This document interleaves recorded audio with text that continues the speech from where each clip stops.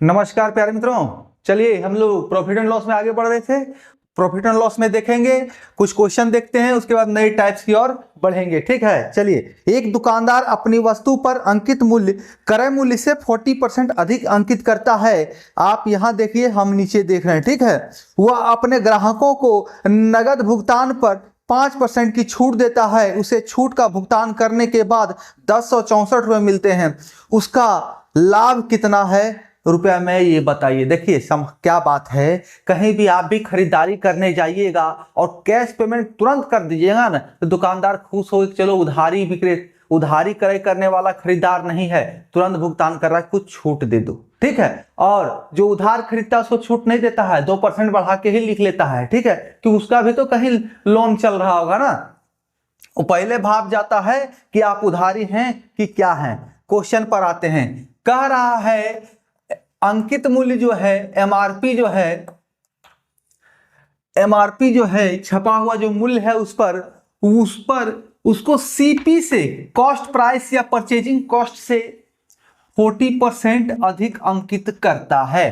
ठीक है, क्रय मूल्य से 40% अधिक अंकित करता है। देखें, उसके बाद कह रहा है कि कैश पेमेंट कोई कर रहा है ना, कैश पेमेंट कर रहा है तो उसको जो है 5% डिस्काउंट दे दिया, डिस्काउंट।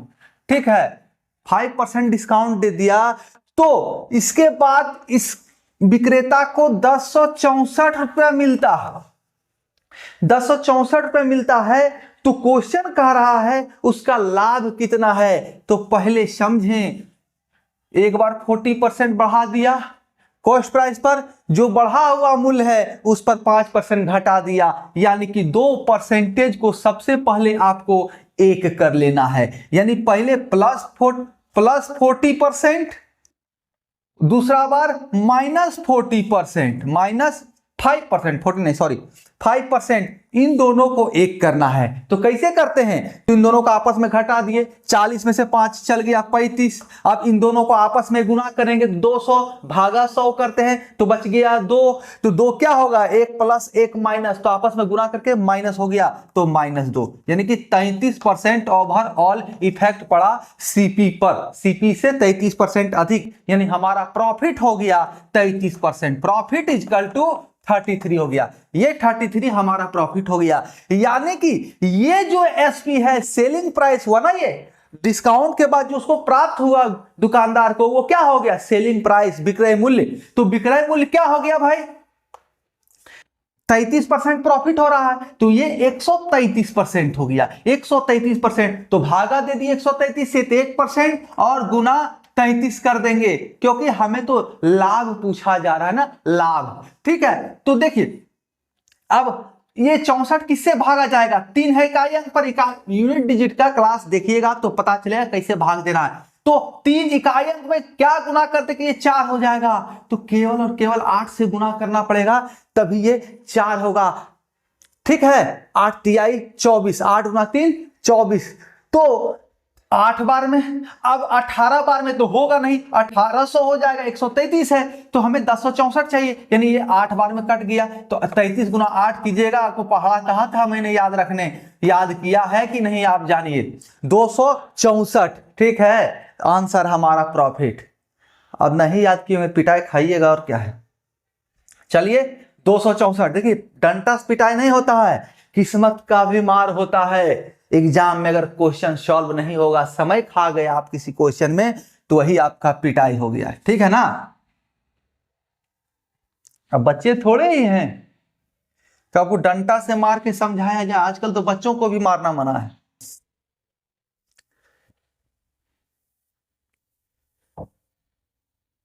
चलिए अगला क्वेश्चन देखेंगे, मिटाने में ही समय चला जाता है, कोई बात नहीं, जल्द ही डिजिटल बोर्ड लिया जाएगा। चलिए क्वेश्चन क्या है, अगला क्वेश्चन, 110 रुपए के बिल पर 2 क्रमागत छूट 10% और 5% दी जाती है। भुगतान करने के लिए देय शुद्ध राशि का पता लगाएं। इसको हम नहीं बतावेंगे, 2% को एक करने का है, खुद से बनाइए। ठीक है, क्वेश्चन देखिए, खुद से बनाइए। क्वेश्चन फिर से एक बार बता देते हैं, 110 रुपए का बिल है, उस पर दुकानदार जो है ग्राहक को 2 छूट दे दिया, 10% और 5% का पूछ रहा है। दुकानदार को कितना प्राप्त हुआ या ग्राहक को कितना भुगतान करना होगा, ठीक है ना। तो आप 2 को 1 करके निकाल सकते हैं। आइए अगला क्वेश्चन है, 6800 रुपए में एक वस्तु को बेचने पर प्रशांत को 75% की हानि हुई, तो वस्तु की लागत कीमत क्या है। देखिए 6800 रुपया है, देखिए समझिए बात को। 6800 रुपया पहले सॉल्व करवाया हमने पिछले क्लास में हानि से। 6800 रुपया को वस्तु को बेचने पर 6800 में एक वस्तु को बेचने पर प्रशांत को 75% की हानि होता है, यानी इसका वैल्यू क्या हो गया 25%। कहीं कोई दिक्कत है नहीं ना, होना ही नहीं चाहिए। तो वस्तु की लागत कीमत क्या हो गया, तो 100 से गुना कर दें, बहुत इजी है, सॉल्व कर लीजिए ना भाई। 4 2 शून्य का 2 शून्य उतर गया, 8 चौक 32 का 2, 6 चौक 24 3 27, 27,200। कौन सा ऑप्शन है भाई, ए, ऑप्शन नंबर ए आंसर, कोई दिक्कत नहीं।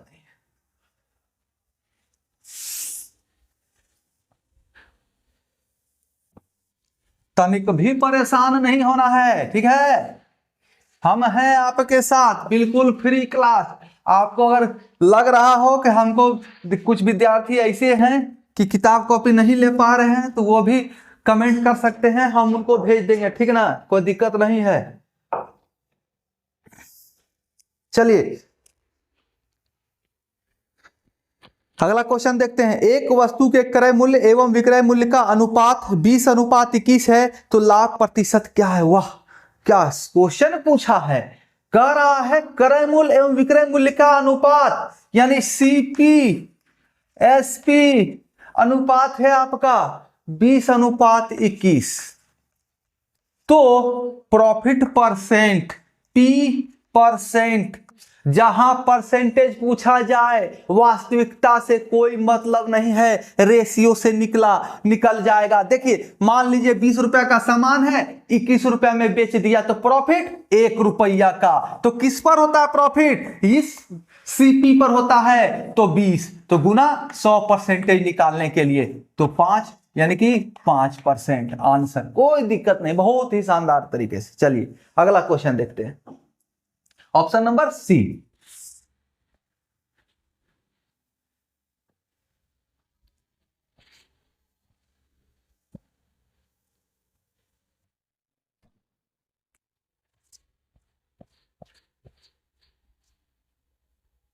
चलिए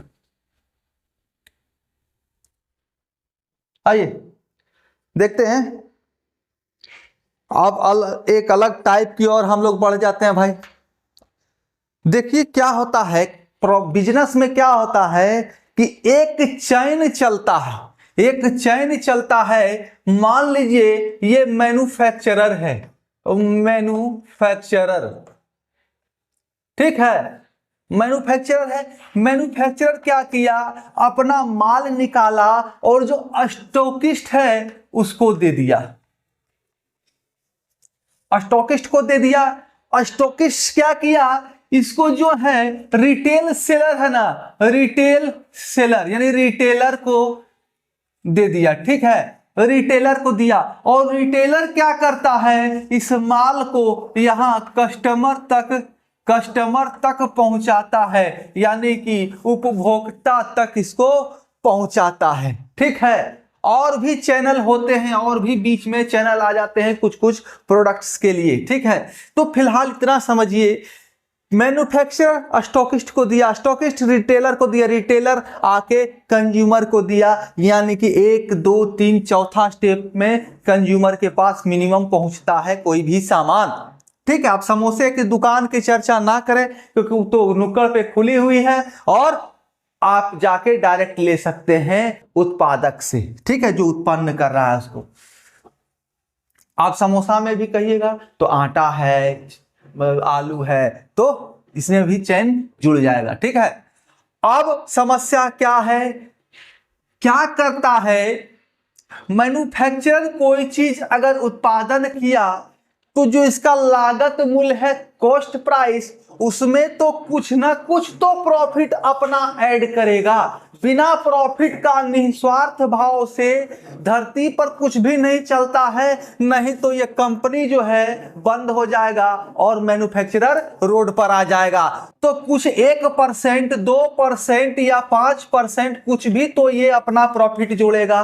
ठीक है, अब प्रॉफिट जोड़कर स्टॉकिस्ट के पास आया सामान। अब स्टॉक करने वाला जो थोक विक्रेता है वो भी तो किसी लोभ में ही तो स्टॉक कर रहा है ना, वो जमा कर रहा है कि हम भी कुछ प्रॉफिट लेंगे। तो माना कि ये 10%, 15% ले लिया। ठीक है, यहां से यहां जाने में फिर 15% हो गया। अब दुकानदार जो है खुदरा विक्रेता है, किराना सामान वाला दुकानदार है, कपड़ा वाला दुकान जो आपके गांव मोहल्ला शहर में दुकानदार हैं, वो भी तो धर्म काज के लिए नहीं उतरे हुए हैं, लंगर तो चला नहीं रहे, धर्म स्थली तो खोले हुए नहीं है कि वहां लंगर चल रहा। वे भी बाजार में उतरे हुए हैं कुछ ना कुछ प्रॉफिट कमाने के लिए।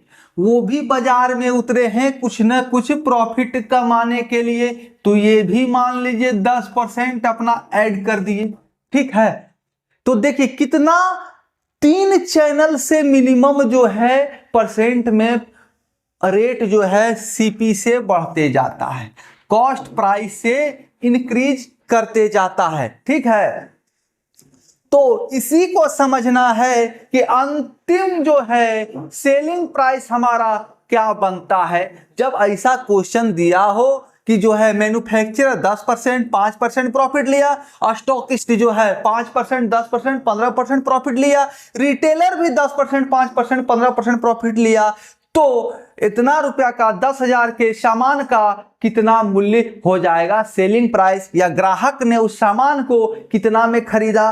क्वेश्चन ऐसा करता है, ए ने बी को 10% प्रॉफिट पर, बी ने सी को 10% प्रॉफिट पर, सी ने डी को 20% प्रॉफिट पर बेचा, तो कंज्यूमर को कितना में मिला। या कंज्यूमर ने 10,000 में खरीदा तो इसका सीपी क्या था मैन्युफैक्चरर का।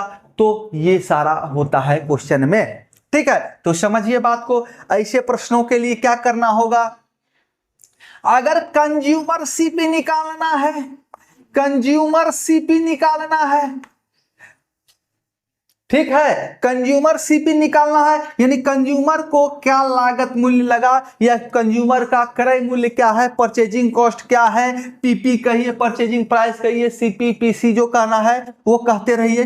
क्रय मूल्य कंज्यूमर का क्या है, कस्टमर का क्या है, वो हमें जब देखना हो तो क्या करना होगा। देखिए जो भी राशि है XYZ राशि, ठीक है, जो भी मैन्युफैक्चरर का कॉस्ट प्राइस है, मैन्युफैक्चरर सीपी, ठीक है, मैन्युफैक्चरर सीपी उसको X मान लिए, इनटू मैन्युफैक्चरर का जो प्रॉफिट है 100 प्लस, चलिए प्राइस को हम लोग X ना मान के P मान लेते हैं, और X% भागा में 100। अगर किसी सामान को 10% लाभ पर बेचा तो विक्रय मूल्य क्या हो जाएगा, 110/100। 10 अगर P रुपया का 10% प्रॉफिट पर लिया तो 100 प्लस 10 भागा 100, यही तो सेलिंग प्राइस हो जाएगा ना। अब क्या है, मैन्युफैक्चरर से माल निकला, स्टॉकिस्ट के पास आया, स्टॉकिस्ट जो है वो भी Y% अपना जोड़ लिया, तो ये जो है यहां से यहां तक स्टॉकिस्ट को थोक विक्रेता का जो है ये क्रय मूल्य हो गया, और विक्रय मूल्य थोक विक्रेता का क्या होगा, तो ये जो प्रॉफिट ले रहा है वो प्रॉफिट कितना, मान लीजिए Y भागा 100। अब यहां से यहां तक ये जो है कॉस्ट प्राइस हो जाएगा रिटेलर का। अब क्या है, 100 प्लस Z/100, ये जो है सेलिंग प्राइस टोटल मिलके हो जाएगा रिटेलर का सेलिंग प्राइस, जो खुदरा विक्रेता सामान को बेच रहा है उसका रिटेलर प्राइस हो जाएगा, यानी सेलिंग प्राइस, जो कि कंज्यूमर का सीपी हो गया। खुदरा विक्रेता का विक्रय मूल्य इज इक्वल टू कंज्यूमर का परचेजिंग कॉस्ट, ठीक है, लागत मूल्य हो जाएगा। तो यही हमारा फॉर्मूला हो जाएगा। ऐसे ही परसेंटेज में आपने देखा होगा कि विभिन्न विभिन्न परसेंटेज चैनल वाइज गुजर रहा हो, ए से बी के पास, बी के सी पास, सी के पास, डी के पास, तो उसमें भी जो है ऐसे ही करते हैं, मतलब कि लगातार जो परसेंटेज आपके सामने आता है, ठीक है। तो चलिए हम इस पर आते हैं। चल एक चीज और समझाते हैं, ठीक है, उसके बाद आएंगे इस पर।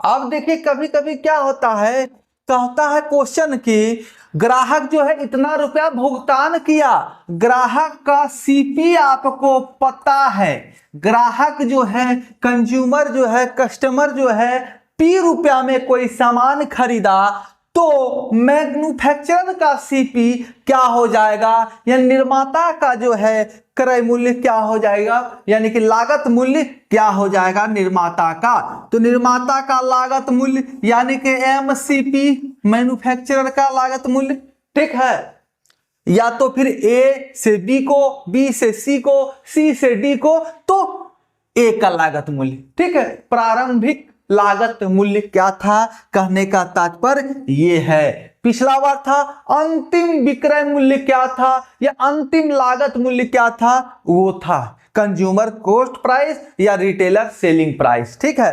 अब हम निकाल रहे हैं मैन्युफैक्चरर का कॉस्ट प्राइस। तो चलिए सेम उल्टा कर देना है, यहां पर कॉस्ट प्राइस था कंज्यूमर का और यहां पर मैन्युफैक्चरर का सीपी था, तो मैन्युफैक्चरर को सीपी यहीं रहने देंगे, बाकी सब उठा के इधर भागा में लेते आएंगे, हमारा फॉर्मूला तैयार हो गया, आंसर तैयार हो गया। देखिए अब पी यानी कि कंज्यूमर परचेज प्राइस, सीपीसी या CCP consumer cost price, into ये क्या है, रिटेलर के पास ये जो सामान है, ये रिटेलर जो है Y% प्रॉफिट लेके बेचा, तो हमें बैक जाना है, हमें पीछे की ओर जाना है, हमें कॉस्ट प्राइस प्राप्त करना है मैन्युफैक्चरर की। तो ये 100% यानी इसका लागत मूल्य क्या हुआ रिटेलर का, सबसे पहले हम ये निकालेंगे। तो 100 लागत मूल्य तो हमेशा 100% होता है क्रय मूल्य, तो 100 भागा प्रॉफिट कितना है, ये कितना परसेंट है, तो 100 प्लस वाई Z%, ये Z% ही प्रॉफिट लिया ना, तो Z% इनटू, अब ये क्या हो गया, ये सेलर का सेलिंग प्राइस हो गया, मतलब स्टॉकिस्ट का सेलिंग प्राइस हो गया। तो स्टॉकिस्ट का क्रय मूल्य क्या हो जाएगा भाई, तो 100, क्रय मूल्य 100% भागा इसने जो प्रॉफिट लिया वो 100 प्लस वाई, ठीक है। अब क्या है, ये जो मैन्युफैक्चरर का ये सेलिंग प्राइस हो गया, तो मैन्युफैक्चरर का कॉस्ट प्राइस क्या हो गया, ये मैन्युफैक्चरर का सेलिंग प्राइस, तो मैन्युफैक्चरर का कॉस्ट प्राइस क्या होगा, तो 100 होगा परसेंट और भागा में जितना ये बन के आया, यानी 100 प्लस एक्स, समझ में आ गया। सबसे पहले रिटेलर का ये कॉस्ट प्राइस निकल गया यानी 100%, उसके बाद स्टॉकिस्ट का कॉस्ट प्राइस निकल गया यानी कि इसका 100%, उसके बाद मैन्युफैक्चरर का हमने कॉस्ट प्राइस निकाल लिया, ठीक है। आप क्वेश्चन सॉल्व करेंगे तो आसानी से समझ आएगा। चलिए आगे बढ़ते हैं।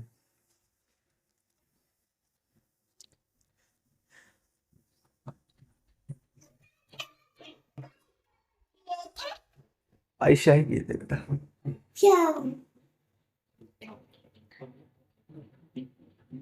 देखो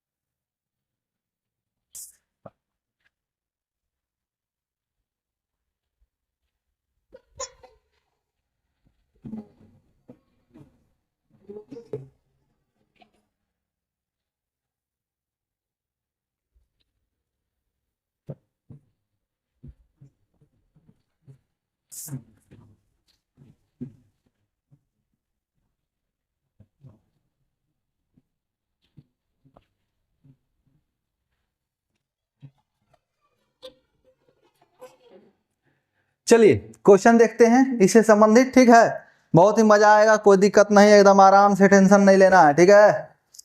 क्वेश्चन क्या कह रहा है, ए के पास 10,000 की लागत का मकान है। देखिए ए बी आ गया का लागत का मकान है।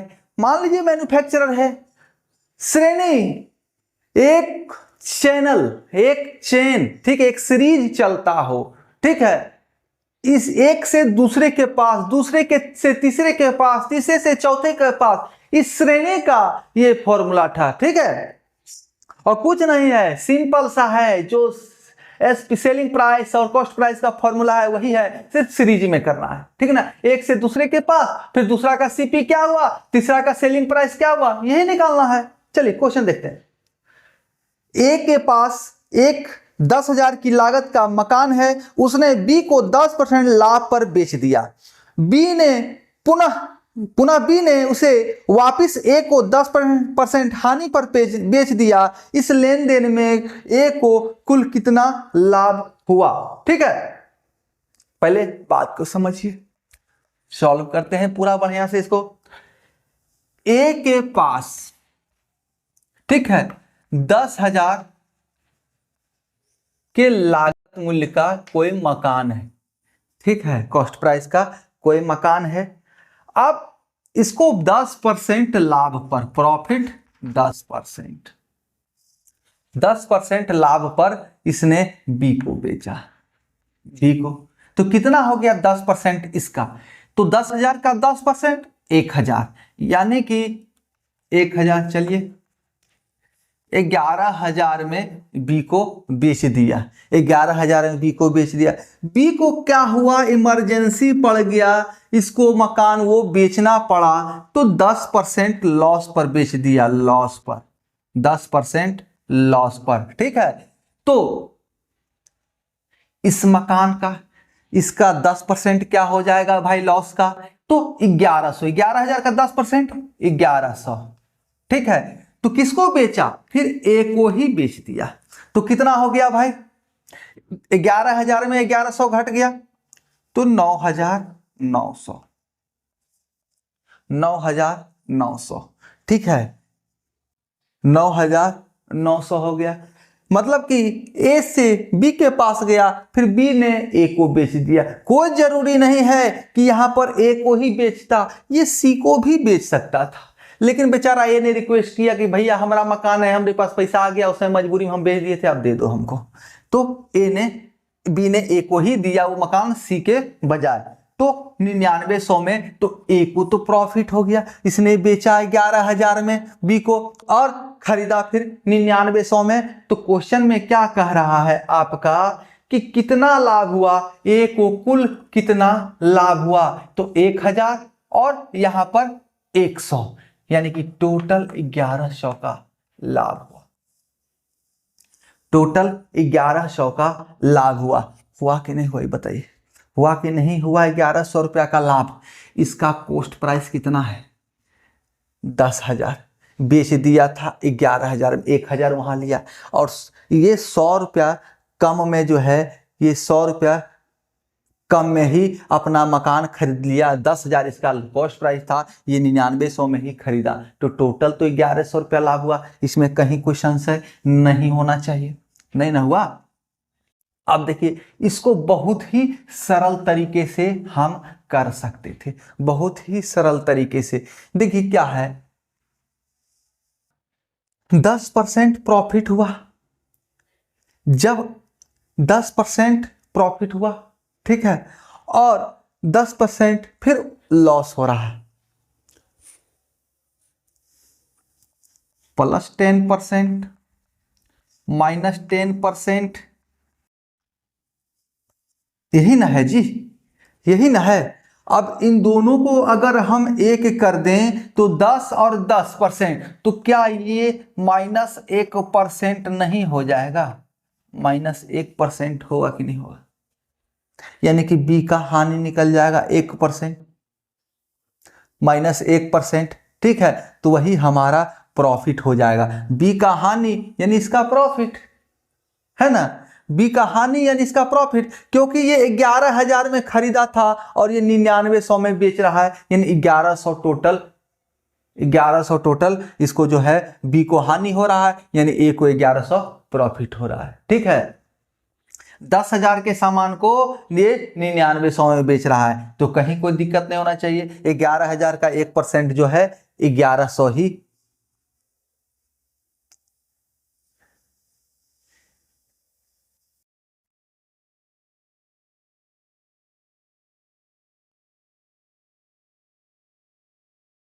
अच्छा नहीं, ये 1% जो है ना, इस 10,000 का सीपी हो गया, ठीक है, इस पर ध्यान नहीं देना है, चलिए छोड़िए, इसके चक्कर में कहीं गलत नहीं हो जाए, इसके चक्कर में समस्या नहीं हो जाए। समझना हो तो समझ सकते हैं आराम से।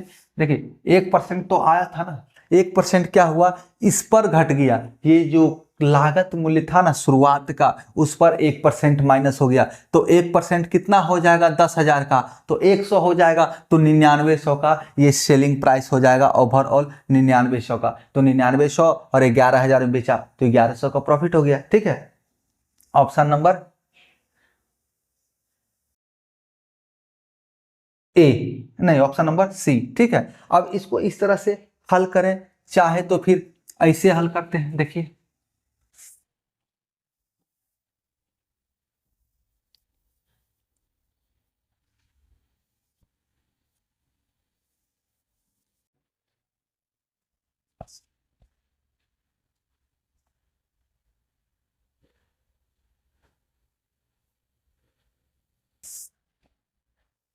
देखिए इस तरह से भी हल कर सकते हैं। कह रहा है प्रश्न 10,000 का सामान है, 10,000 का सामान है, इसे बेचा गया 10% प्रॉफिट पर, 10%, यानी कि 110 रुपया सेलिंग प्राइस हो गया, 110% सेलिंग प्राइस हुआ। फिर क्या हुआ, इस सामान को 10% हानि पर, ए और बी भूल जाइए, तत्काल में ए और बी आप भूल जाइए, फिर इसको 10% हानि पर बेचा गया, यानी कि 90% हो गया, तो टोटल जो है कॉस्ट प्राइस क्या हो गया, अंतिम क्रेता का या अंतिम विक्रेता का सेलिंग प्राइस क्या हो गया, ये निकल जाएगा इससे 2020, 2020, ठीक है। अब 11 नमा 99, यानी कि और 1 शून्य 2 शून्य 9900, यानी कि अंतिम क्रेता का क्रय मूल्य जो है 9900 हो गया। तो अंतिम क्रेता क्या है, ए है, अंतिम क्रेता कौन है, ए है, और पहला विक्रेता भी कौन है, ए है। तो ए का सामान जो है 10,000 का सामान वो 11,000 में बेचा और फिर 9900 में इसको फिर से मिल गया, यानी कि टोटल प्रॉफिट क्या हो गया, इसका कॉस्ट प्राइस तो 9900 बन गया और इसको ये बेचा कितना में, 11,000 में, तो प्रॉफिट कितना हो गया 1100 का। कहीं कोई दिक्कत, 9900 का सामान ये 11,000 में बेचा था, तो ऑप्शन नंबर सी आंसर हो जाएगा, कहीं कोई दिक्कत नहीं।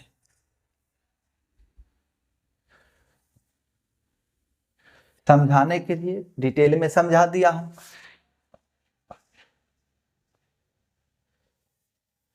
आइए अगला क्वेश्चन देखते हैं।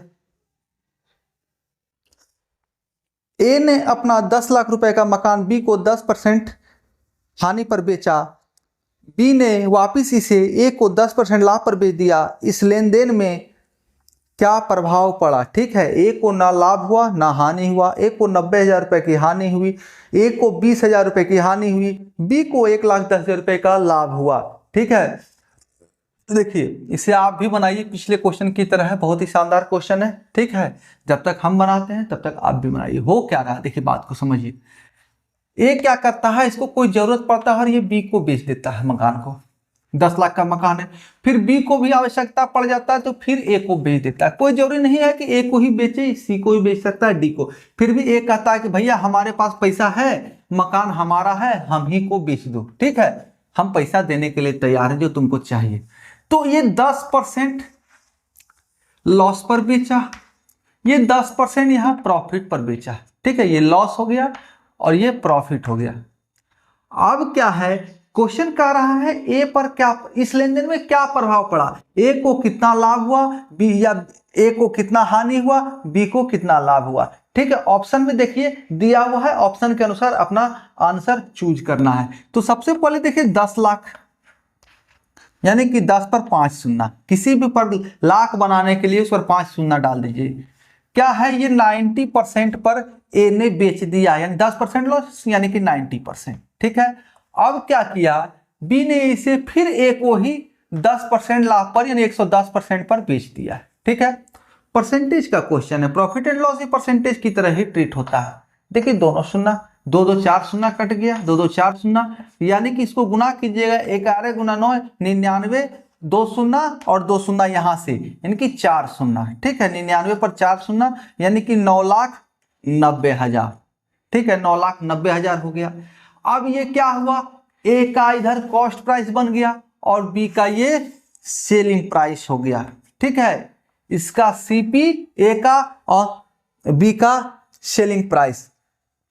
तो ऑप्शन के अनुसार कौन सा कथन सही होगा, तो देखिए ए ने इसको सबसे पहले कितना में बेचा था, ये ध्यान दीजिए, 10 लाख का सामान को 10% लॉस पर बेच दिया था, यानी कि 9 लाख में बेचा था, 9 लाख में। इसका जो सेलिंग प्राइस था वो था 9 लाख, 9 पर 5 शून्य, ठीक है, 9 लाख था। 9 लाख में ए ने बेचा था, अब उसको फिर से 9,90,000 रुपए में प्राप्त कर रहा है, यानी अपना प्रॉपर्टी खुद के पास रह गया। तो पुराना कॉस्ट प्राइस से हानि के केस में कोई मतलब नहीं होता है। हमारा सामान 10 लाख का सामान हमारे पास आ गया, उसको ओवरऑल लॉस कितना हुआ, ए को ओवरऑल लॉस कितना हुआ, तो 90,000 का, ए को 90,000 का लॉस हो गया और बी को 90,000 का प्रॉफिट, क्योंकि बी ने सामान 90,000 में खरीदा था और 9,90,000 में बेच दिया, तो 90,000 का बी का प्रॉफिट हो गया। तो कहीं तो कह नहीं रहा ऑप्शन में, कह रहा बी को 1,10,000 का लाभ हुआ, तो जो कि नहीं हुआ, बी को 90,000 का लाभ हुआ, नहीं 90,000 का लाभ हुआ, क्योंकि 9 लाख में खरीदा था, 90,000 में बेचा। अब ए को पुनः अपना सामान प्राप्त हो गया, तो ए को 9 लाख में जो सामान बेचा था उसको 9,90,000 में प्राप्त किया, यानी कि टोटल 90,000 का उसका लॉस हो गया। 10 लाख का सामान था उसको तो प्राप्त हो ही गया, 10 लाख का जो उसका सामान था वो तो उसको प्राप्त हो ही गया, लेकिन उसको 9 लाख में बेचा था, 9 लाख उसको प्राप्त करने के लिए 90,000 एक्स्ट्रा देना पड़ा, यानी कि लॉस उसका क्या हो गया, ए का 90,000, जो कि ऑप्शन नंबर कितना है, बी में है, ठीक है। चलिए आगे बढ़ते हैं। अगला क्वेश्चन क्या है, इसको मिटा लो भाई पहले।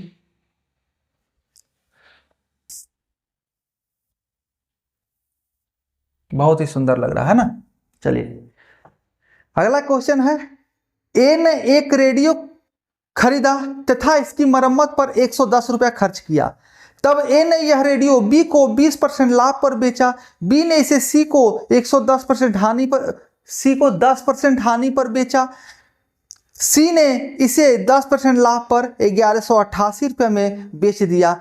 ए ने रेडियो को कितने में खरीदा था। चलिए इस क्वेश्चन को आप सॉल्व करें, उसके बाद जो है हम इसका सॉल्यूशन अगले क्लास में आपको देंगे, ठीक है। यहीं से हमारा अगला क्लास शुरुआत होगा, उसके बाद नए टाइप्स की ओर बढ़ेंगे। चलिए।